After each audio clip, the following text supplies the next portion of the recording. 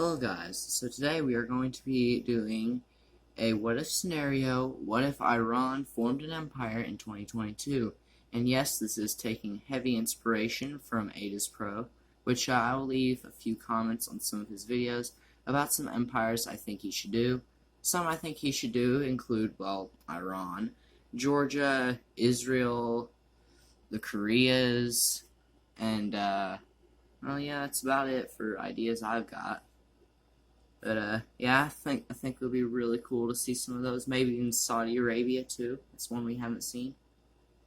So today I'm going to be making a scenario, which is what if Iran formed an empire in 2022.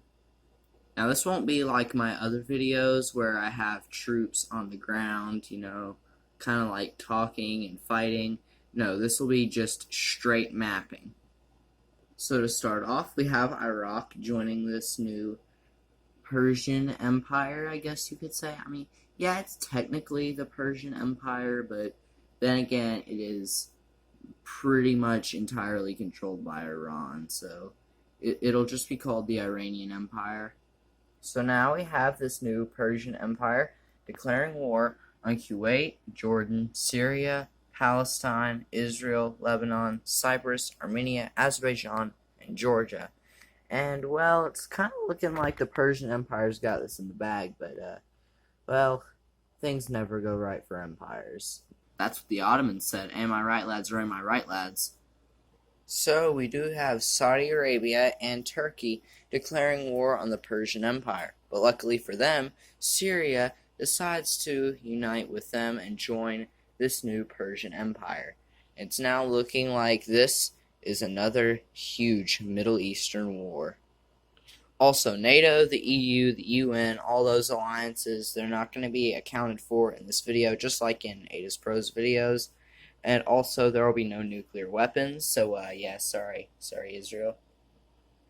So, while we do have the Persian Empire making outstanding victories in the south, we do have them struggling up north. So while the Persians have a pretty good campaign going for them in the south, they are getting absolutely beaten and battered up north. So we see the Persians stepping up their game as they start to invade Saudi Arabia at full speed, capturing and encircling 3 pretty large military groups. We do have the Persians absolutely obliterating the soldiers down south. However, up north, they're still being beaten back pretty badly. We see Yemen join this war in support of the new Persian Empire. And we see they've started a pretty significant push into Saudi Arabia, as they were not expecting an invasion of this size. What follows is a total collapse of the Saudi Arabian government. After being reduced to almost nothing and losing all of their coastline, Saudi Arabia decides to surrender. However, up north, we do see that the Allies are having some pretty good times capturing and encircling massive amounts of Persian troops. Yemen decides to help out their ally Iran in pushing back the Allies, as, well, they had taken all of Syria, Iraq, and were now threatening Iran's territory. We see the Persians and Yemen are able to push back the Allies pretty freaking far, almost threatening their borders. They almost managed to completely push the Allies out of their territory. However, a small, mostly Turkish port is still holding up, denying the Persians a way to capture Cyprus, which is really bad. If they can't capture that port, then they're going to have to go around through Turkey to get to Cyprus, or, just blitzkrieg through Israel and Palestine, or Lebanon. So, blitzkrieg through Israel and Lebanon is exactly what they do. They do that, and while doing that, they also capture the Turkish port that was denying them sea access. So, they use that to go and take out Cyprus, and they also have managed to capture the entire Caucasus region and are now invading into Turkey. They signed a deal with Russia stating that Russia could have Georgia as long as they were allowed to move troops through Georgia and into Turkey, as Russia has occupied some of Georgia's territory. With this, Turkey saw no point in fighting the war and decided to surrender to the Persians. So, with this peace treaty, we have the Persian Empire finally being complete. We have the Persian Empire taking over pretty much all of the Middle East.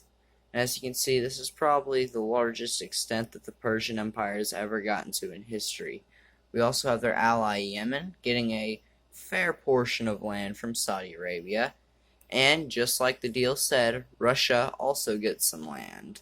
Russia gets a little more than they bargained for, as they get Georgia and Azerbaijan, because, well, I guess the Persians decided we can just give this land up, it's not going to make much of a difference.